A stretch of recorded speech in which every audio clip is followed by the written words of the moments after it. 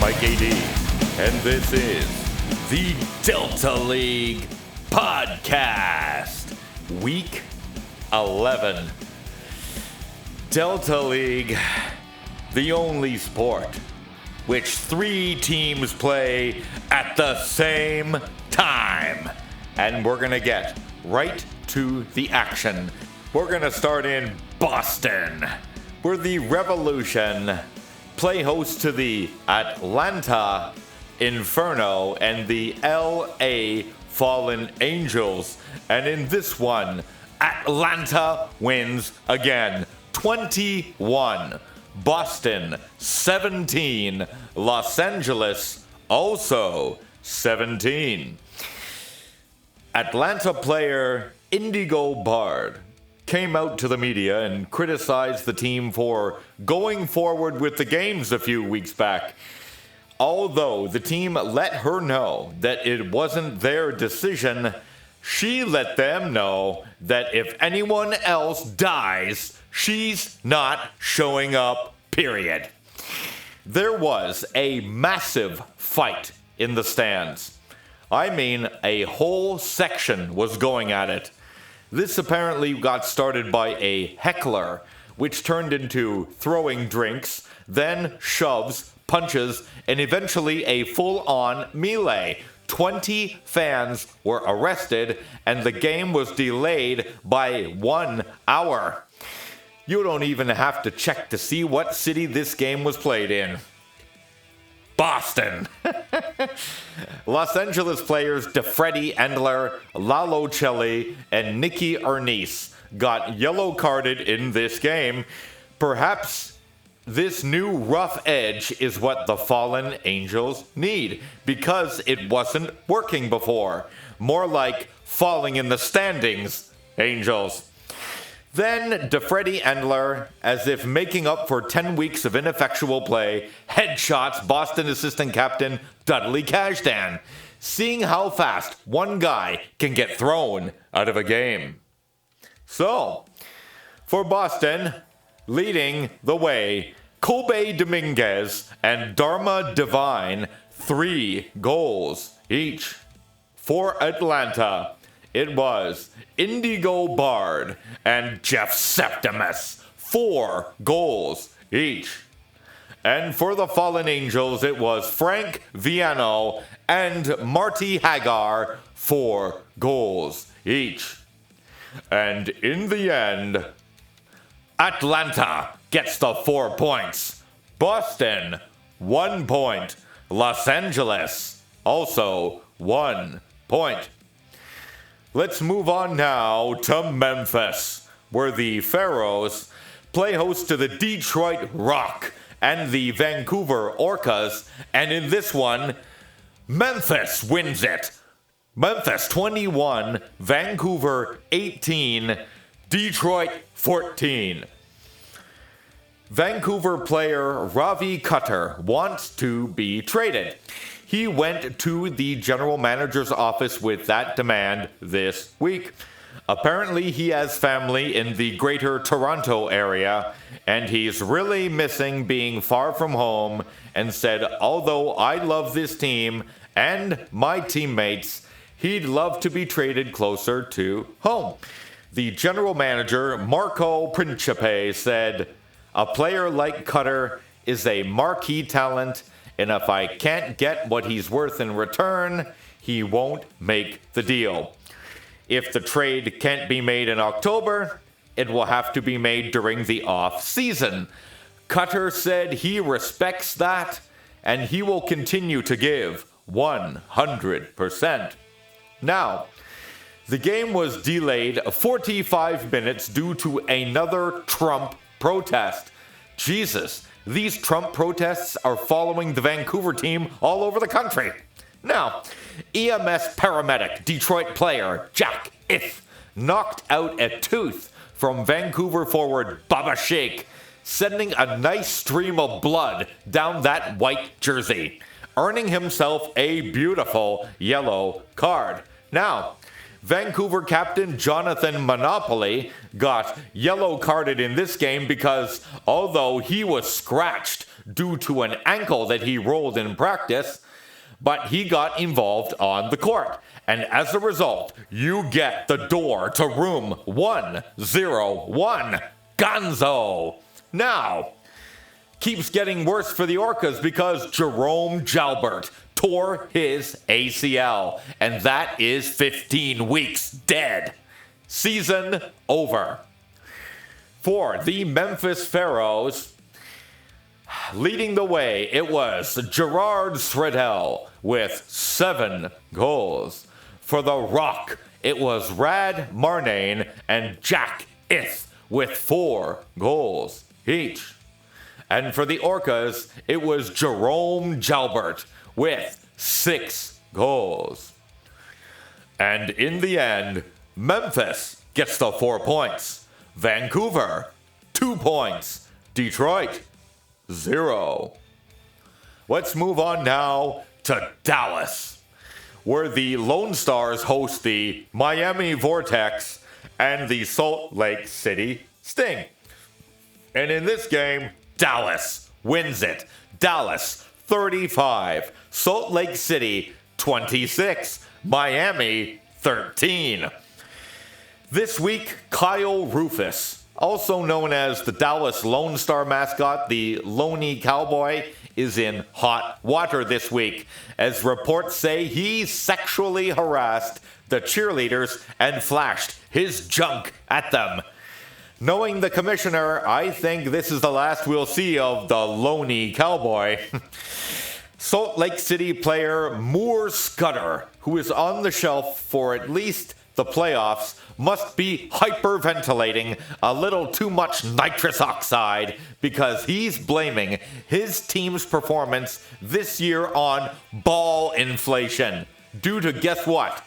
Atmospheric pressure. What is this guy? Bill Nye the Science Guy?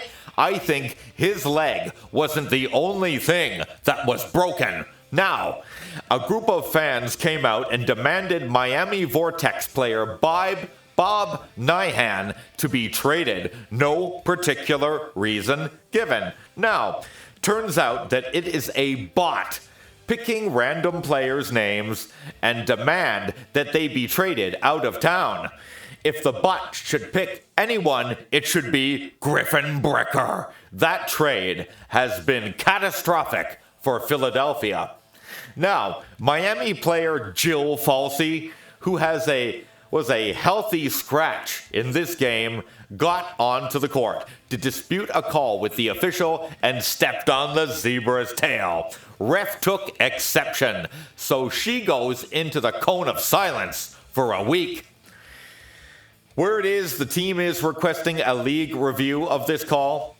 It's not too often when the league reverse the decision of an official on the court, but it looks like an accident. Now, Salt Lake City captain Alessander Harris got yellow carded for a blatant trip on Dallas player Felicio Kimball Iverson, but the Dallas player took exception, got back up and slapped him, so he's the next recipient in the Black Card Club. So, for the Dallas Lone Stars, leading the way, Nathaniel Mansfield, 10 goals. For the Vortex, Lord Matthew, 3 goals. And for Salt Lake City, Don Kenworthy, 6 goals. And in the end of this one, Dallas picks up the 4 points. Salt Lake City, 2 points. Miami, again, nothing. Now, let's move on to Toronto, where the Titans, they will play host to the New York Fire Demons and the Phoenix Rising. And in this one, Toronto wins a high-scoring game. Toronto 33, New York 29, Phoenix 23. Well, Phoenix fans came out online and demand the team trade Jules Dassault. What does Jules Dassault do?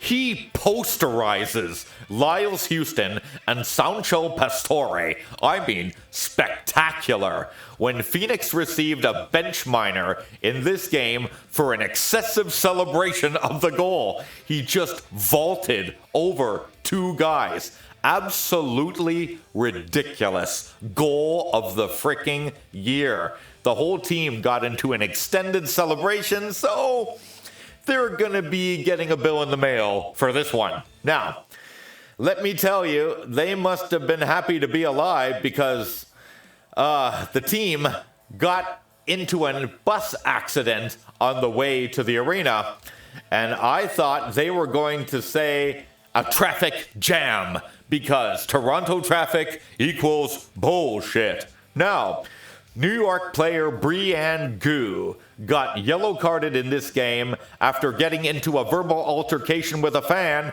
and flipping him the bird. Now, speaking of bird, the game was plagued by a deranged Phoenix fan in a purple bird suit, stealing popcorn, spilling drinks, stealing hats, sexually harassing cheerleaders until building security chased him down, finally tackling him onto the court and taking the nasty bird away. Now, New York player Bart Spratt tore his Achilles in this game. It isn't too severe, and he should be back in 3 weeks or so, but although Spratt averages 3 points a game, those 3 points can make a critical difference in the game of Delta. Now, speaking of critical points, New York loses a few more because Sancho Pastore has torn his adductor. That is a 6-week recovery time, so he will be back in time for round 1 of the Wheel of Fire. Let's hope there's somebody left by the time they get there, if they even make it. Now, for Toronto, it was Lyles Houston and Demetrius Lindbergh with 7 goals each. For New York, it was once again Rock Weinstein, 7 goals. And for Phoenix, it was Nan Freeling with 5 goals. And in the end of this one, Toronto picks up the 4 points. New York, 2 points. Phoenix, 0. We'll move on to Chicago, where the Pride play host to the Montreal Maelstrom and the Seattle Pirates. And in this one, Montreal pulls out a squeaker. Montreal 24, Seattle 23, Chicago 20. Seattle star player Evan Parawal came to the court sporting a controversial tattoo. His whole arm is a collage of firearms. Some gun control advocates thought this was inappropriate due to the number of people who have died from gun violence. After the game, Parawal said, "Although I play here in Seattle, I'm a huge fan of the Second Amendment. I'm a proud gun owner and I shoot frequently." He said he understood the political leanings of the state, but it's still a free country. Now, Montreal player Kipper Grimmett and Seattle player Marnie Johnstone got yellow carded in this match. Somehow it wasn't black cards, but cooler heads did prevail. Now, Paul Marullo, who is suspended, decided to take in the game from courtside and proceeded to get into an altercation, earning himself a black card. So add this black card to the previous black card, and he's got himself an additional 3 games.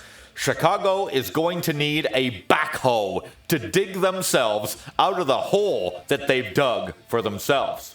So, Chicago leading the way, Doss Hawthorne and Star Palmer, 7 goals each.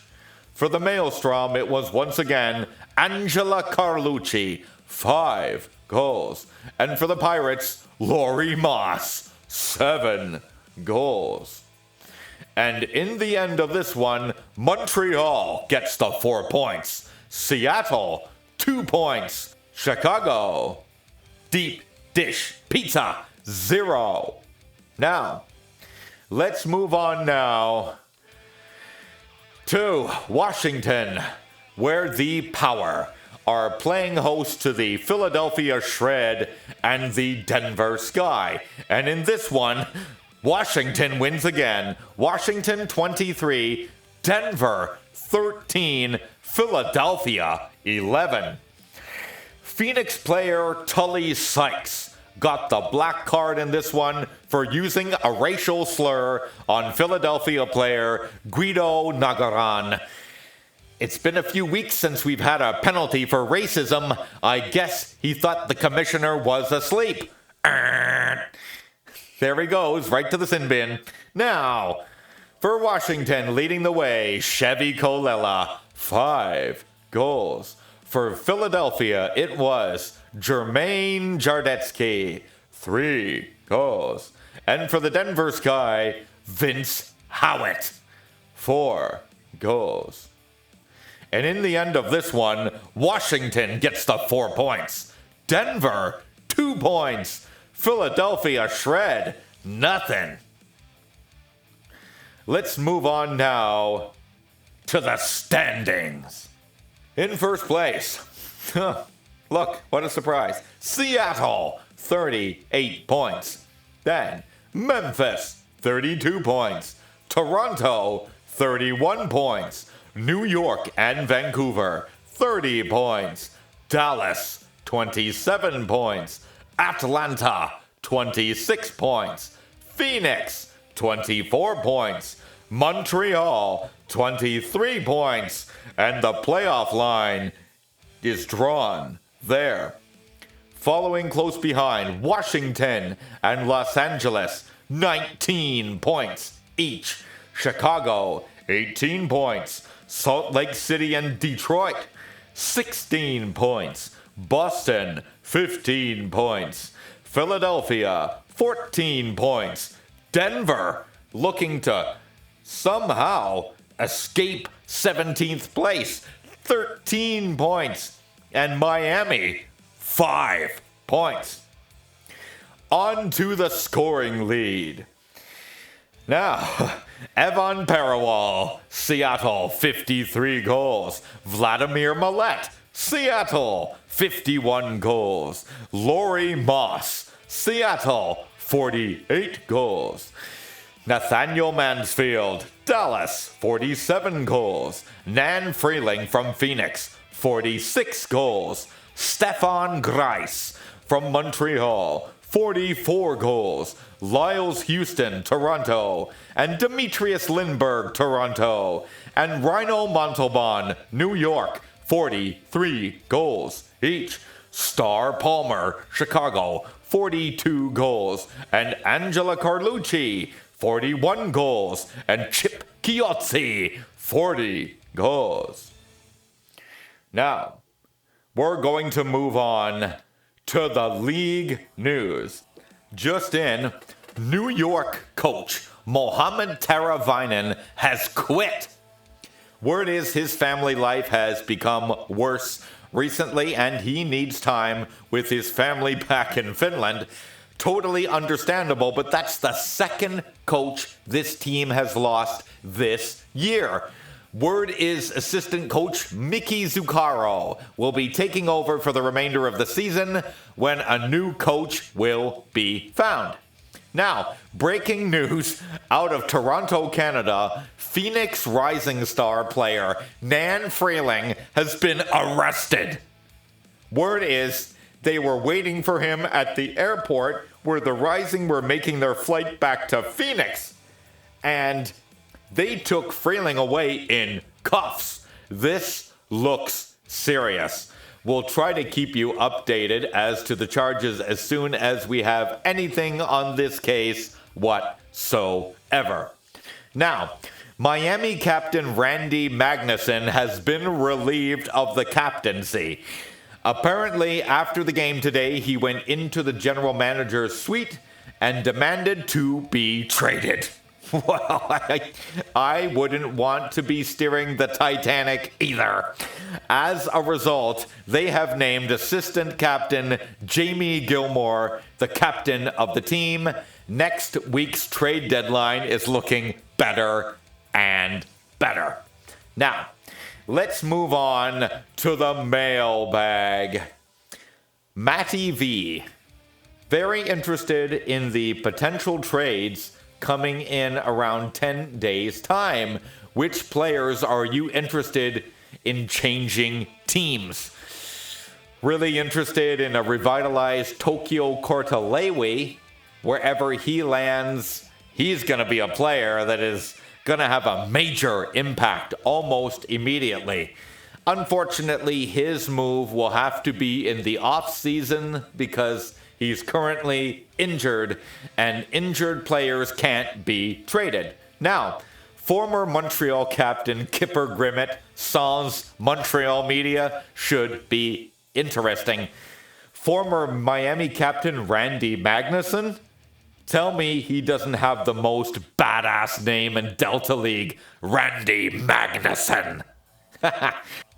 Ravi Cutter from Vancouver moving east looks like the best acquisition period in this group of players. I mean, wow. I mean, what they get back for him of comparable value will make or break this deal. Now, Steiner Recliner, that Detroit GM, Mike Facciolo, is the best. Those players that wanted trades didn't even take him up on the hammer curl challenge. What a bunch of pussies.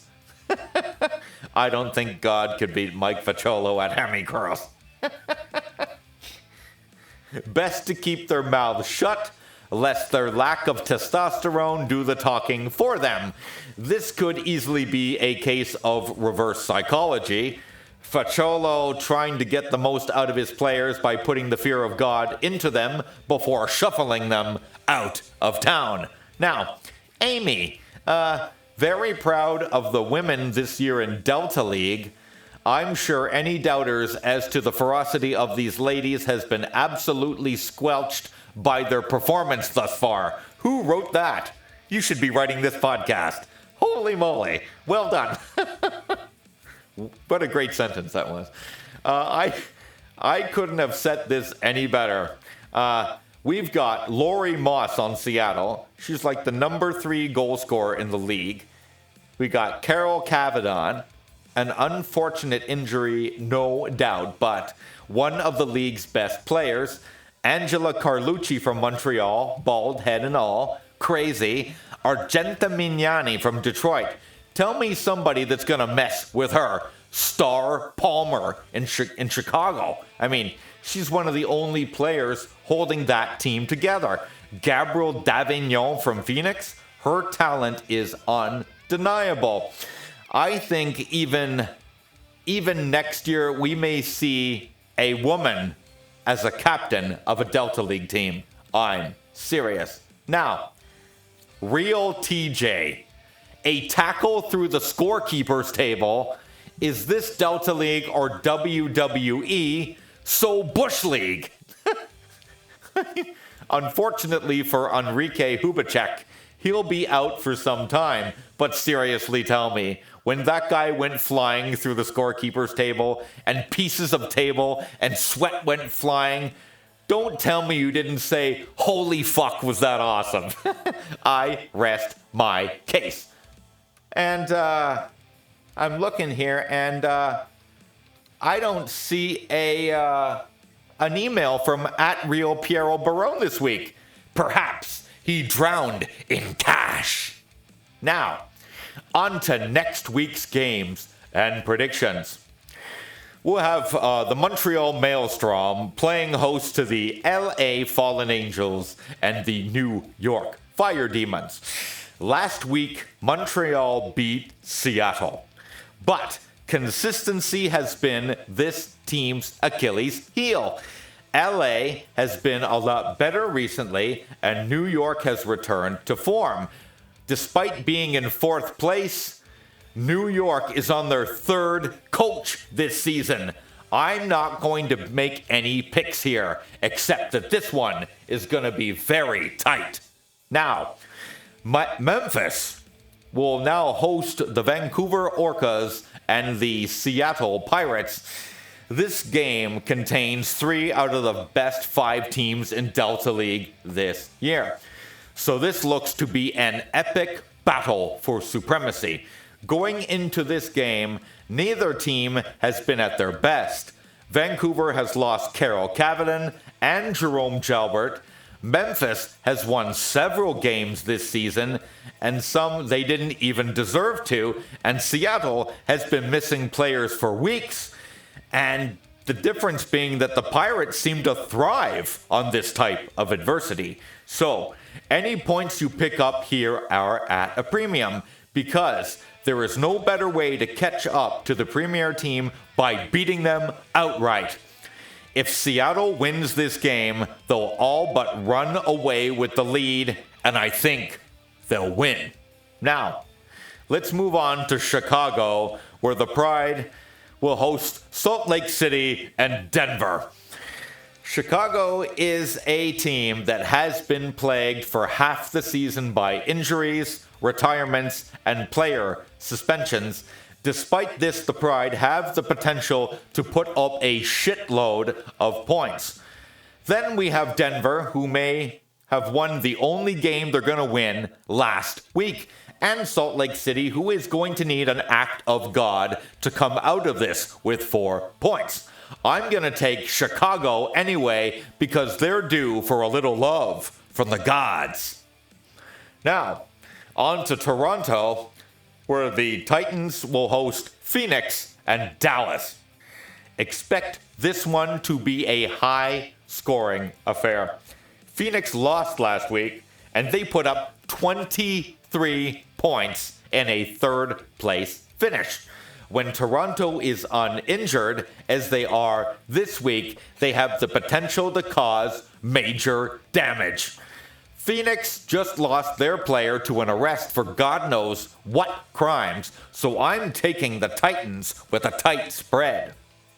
Now, Atlanta, where the Inferno host the Philadelphia Shred and the Boston Revolution. And this is the game the Delta World will be watching because next week the Inferno raise Bello Hess's number 3 to the rafters.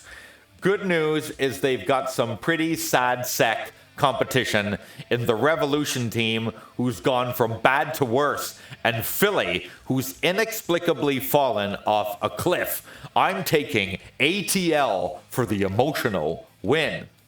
Now, on to the last game, where the Miami Vortex will host the Detroit Rock and Washington Power. I spent half the year bad-mouthing Washington, and in the last month, they've made the best out of a weak schedule and moved up considerably in the standings. Washington's weak schedule continues this week. Detroit has not been right since the loss of their assistant captain and the reshuffling of the leadership of this team. Miami has always been hit or miss, and even when they hit, it wasn't a good shot. They are still the only team without a win this season. If you're a betting man, now's the time to lay the money down on this underdog. I just don't have much faith in the Vortex pulling this off in front of their home crowd, and though I would love to see the jubilation as the winning Miami team pours onto the court and raises a garbage can into the air, I'm taking Washington. That's it for this week in the Delta League podcast. Join us next week for more action and the final trade deadline. And you know that the action will never stop. See ya.